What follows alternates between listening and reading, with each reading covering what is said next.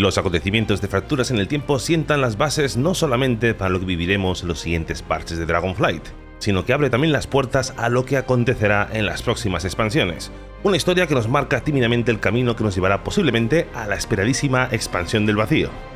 Acompáñame en este análisis donde vamos a tomar de base todo lo que sabemos de los últimos acontecimientos de Dragonflight para indagar sobre dónde nos lleva el futuro de World of Warcraft. Empezamos. Durante el parche 10.1.5 nos adentramos en la mazmorra del Amanecer del Infinito, donde vamos detrás de Iridricon, el cual ha sellado un pacto con el Vuelo Infinito junto a los que logra remontarse a la época de Galakrond, poco después que el gran Protodraco caiga derrotado de manos de Tyr y los dragones Aspecto. Su objetivo, absorber la esencia de Galakrond con este artefacto que se presume que es parecido al alma demoníaca, pero mucho más antiguo. Logramos sabotear su plan, pero esto provoca también que el dragón infinito de ellos, aprovechando la confusión, logre corromper al protoaspecto Nozdormu, y esto cambiará irremediablemente la línea temporal. Somos testigos en primera persona de cómo Murozond hace aparición, y la reacción de Chromie no es otra que usar el poder de la amistad y revertir así todo lo que hemos hecho. Y en esto ha habido mucha confusión entre los fans. No estamos ante la gran profecía consumada del lanzamiento de Murozond. De ellos no corrompe a nuestro Nozdormu actual, sino a su versión de hace miles de años, al protoaspecto Nozdormu. En el momento en que de ellos logra su cometido, ya nos encontramos en una bifurcación de nuestra línea temporal, donde encontramos a un Nozdormu, un Tyr, una Chromie alternativos alineados con los infinitos. Sin embargo, gracias a nuestra Chromie, logramos volver al punto de partida y restablecer así la línea temporal original. Pero esto no implica que hemos eliminado para siempre la amenaza de Murozond. El futuro sigue escrito, y ya hemos visto a Nozdormu durante Dragonflight lidiar con su propia resignación. Sabe que algún día se convertirá en Murozond y siente que su destino está muy cerca. Y volveremos a esta trama en un futuro cercano porque no hemos solucionado el asunto de Murozond. Nozdormu sigue teniendo escrito en piedra su destino en convertirse en Murozond y algún día crear el vuelo infinito. No ha cambiado absolutamente nada. Sin embargo, sí que creo que está muy cerca como él cree, porque vamos a vivir una serie de acontecimientos, vamos a conocer una verdad que puede que cambie absolutamente todo. Puede que haga que Nozdormu se replantee su fidelidad hacia los titanes y que incluso se replantee la posibilidad viable de cambiar para siempre nuestra apreciada línea temporal. Conocemos de sobra el sagrado deber del vuelo bronce en preservar la línea temporal a toda costa, pero ¿os habéis preguntado en qué se diferencia la nuestra de la multitud de otras líneas alternativas que sabemos que existen? Porque creo que en este concepto, en el concepto de líneas temporales, donde se encuentra el núcleo del engaño de los titanes. Hemos tenido como percepción, y creo que errónea durante todo este tiempo, en que nuestra línea temporal es la única, la verdadera, la original, la importante. Y el resto son bifurcaciones o son líneas temporales que se crean temporalmente y que se disipan, desaparecen, cuando no interactuamos con ella. Pero hemos confundido conceptos porque este es el concepto que, digamos, establecimos para intentar explicar el desastre narrativo que supuso Draenor para todo el lore. Es la explicación que le dimos, que Draenor era un universo de bolsillo y si no interactuábamos con él desaparecería. Años después hemos visto que no, hemos vuelto a posteriori a Draenor y hemos visto que seguía allí, evolucionando su propia historia. Hemos incluso reclutado a gente de allí. Tenemos a los Mag'har, tenemos a Geraya, tenemos gente que hemos traído de ese universo paralelo y viven con nosotros. Así que esta percepción de que los universos alternativos son poco importantes, son simplemente bifurcaciones de nuestra propia línea temporal y que no tienen importancia, es completamente errónea. En nuestro plano de la realidad no solamente lo conforma nuestra línea temporal con nuestro Azeroth y los personajes que ya conocemos, sino que este plano está conformado por multitud de líneas temporales paralelas. Ninguna es la original, ninguna es la única verdadera. Todas forman parte igualitariamente de este amalgama de realidades que conforma el plano de la realidad. Los seres originales de este plano, los mortales, disponen de sus diferentes versiones en cada universo. En cada uno de ellos han habido una serie de acontecimientos y encontramos casos como el de Thrall y Heyara, que son el mismo ser realmente, con sus particularidades físicas y su único trasfondo, o como Garros, que por ejemplo no existía, no había nacido en el universo alternativo de Draenor. Existen diferentes versiones de los seres vinculados a este plano, y diferentes versiones de la historia como sucede en cada uno de ellos. A diferencia de nosotros, los seres que no pertenecen a este plano son atemporales. Por eso se estipuló en su día que no hay una legión ardiente alternativa, es la misma legión en todos los universos. Cuando luchamos contra Archimonde en Draenor, es el mismo Archimonde que es derrotado en el monte Iyal miles de años atrás. Las tierras sombrías son también únicas, y todas las almas de las diferentes líneas temporales confluyen a un único Shadowlands, algo que recalcó de sobremanera Danuser en aquella famosa entrevista donde estuvo explicando su famosa teoría de los hilillos que no entendió absolutamente nadie. Por lo tanto, no es difícil caer en la conclusión que el alma mundo de Azeroth es también un ser atemporal. Por lo tanto, lo que hace especial a nuestra línea temporal es que es en la que Azeroth se refugia. No hay un Azeroth alternativo, no hay un alma mundo de Azeroth en el resto de universos paralelos. Es un ser atemporal, como son los Eternos, los Titanes y demás seres pertenecientes a otros planos. Y de esta percepción engañosa es de donde parte ese engaño que habla Iridricón y que hemos visto durante las últimas expansiones. A los Titanes no le importamos lo más mínimo. No les importa nuestra felicidad, nuestra fidelidad o dedicación hacia ellos. Somos prescindibles para sus fines. Hinata Elune, por ejemplo, es capaz de cargarse a su raza favorita para ayudar a su hermanita, o la propia existencia de Algalon en Ulduar es una demostración de que no somos absolutamente nada para ellos, tan solo somos flechas en el carcaj de los titanes. De hecho, Iridricón ya nos muestra un ejemplo que viviremos en primera persona dentro de poco, marcando el camino hacia donde nos va a llevar el parche 10.2. Firak ha sido imbuido por el poder de la llama sombría que va a utilizar en el recién creado Árbol del Mundo. Una batalla donde miles y miles de aliados titánicos perderán la vida, sufrirán, y los titanes, una vez más, no moverán un dedo. El orden no es tan diferente como el resto de fuerzas cosmológicas. Hemos dejado muy atrás ese concepto de que los titanes eran esos dioses divinos que nos cuidaban y se preocupaban por los habitantes de Azeroth. Hemos dejado ese concepto muy atrás y hemos visto demasiadas cosas últimamente para creerlo todavía. Sabemos que simplemente cada fuerza cosmológica lucha por sus intereses, que parece común, ¿no? Parece que todos quieren dominar ese alma mundo, sea lo que sea, ya sea un titán gestante, sea uno de los primeros, no sabemos qué es, eso da para otro día de discusión, pero al fin y al cabo hemos visto también cómo los titanes son capaces de hacer cualquier cosa por conseguir sus fines sin ningún reparo. Hemos visto recientemente cómo eran capaces de experimentar con los huevos de los protodracos. De hecho, de ahí viene ese resentimiento, esa sed de venganza de Iridricón y los primalistas contra los titanes. Son seres despreciables en el fondo, según nuestro punto de vista, y para ellos son simplemente acciones que tienen que hacer por el bien común o por un bien mayor. Y bueno, por supuesto, como mortales, esa excusa no nos sirve.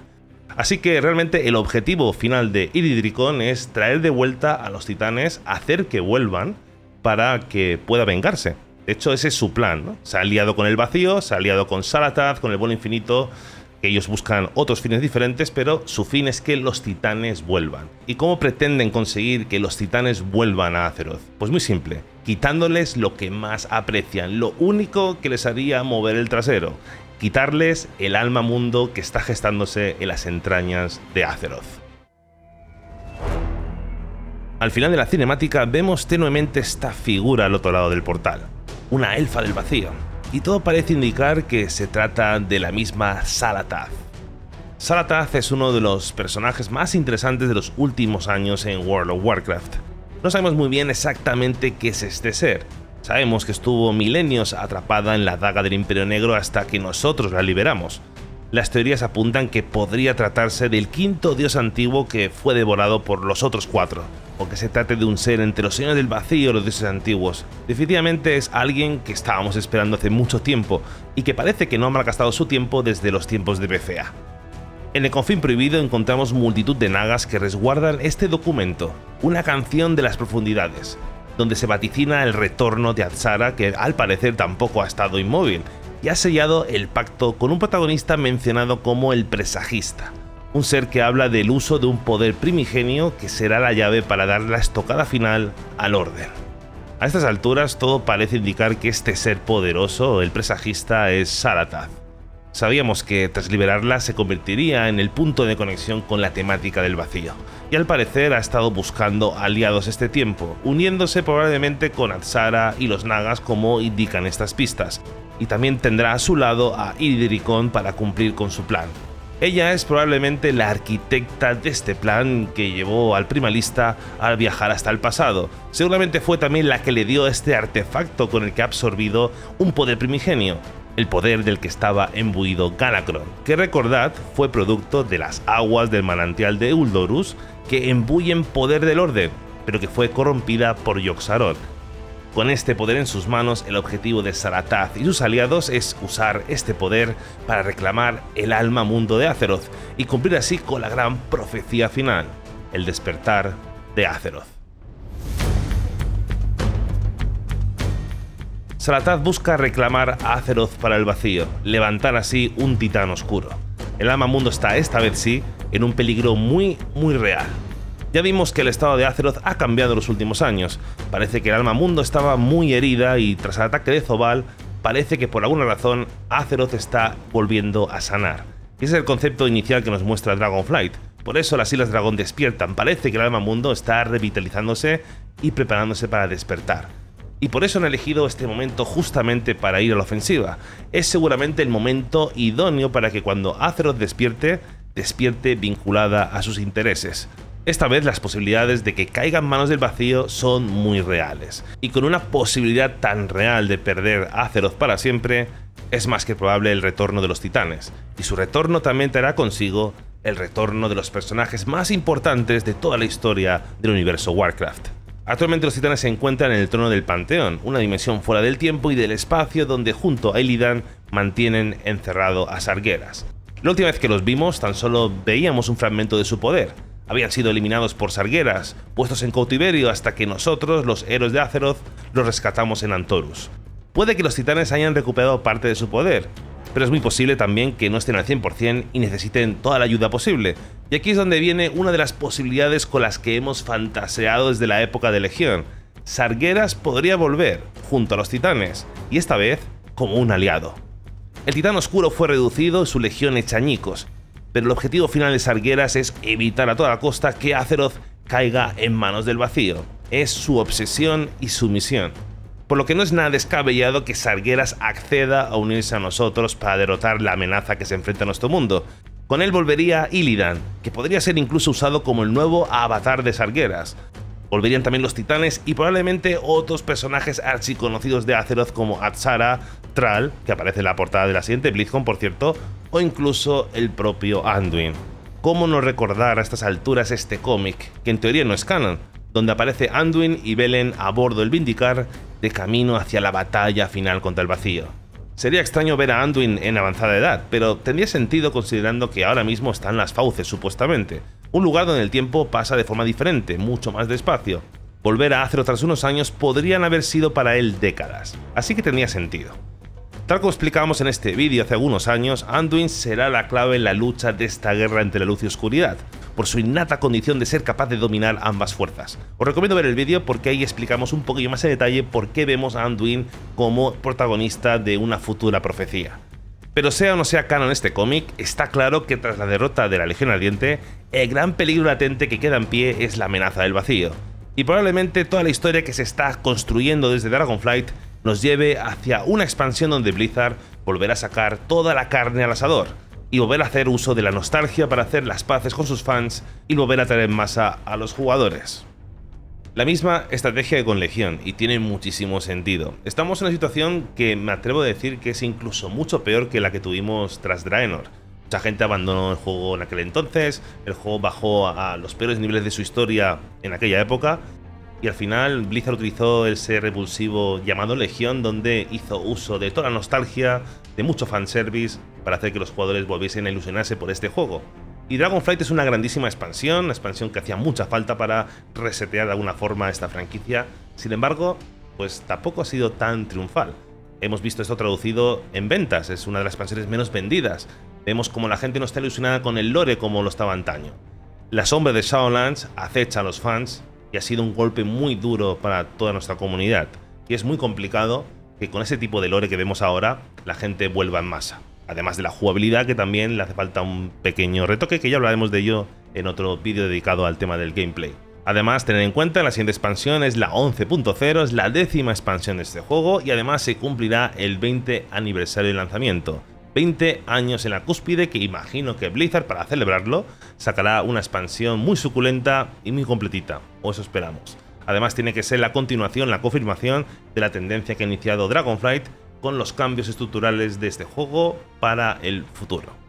En fin, gente, gracias por ver este vídeo. Ya sabéis que tenéis como siempre abajo la caja de comentarios para dejar vuestras propuestas, opiniones y demás cosas sobre lo que hemos hablado en este vídeo. Además os dejo aquí todas las redes sociales y también nuestro Discord, donde también hacemos discusiones de lore, hablamos de WoW y otros tantos juegos. Estáis todos invitadísimos a esta comunidad de casi 4000 personas. Y antes de marcharnos os dejo este vídeo de aquí donde hablamos sobre las pistas que hay sobre Tequila, la siguiente expansión. No lo perdáis, que es un vídeo que está bastante bien.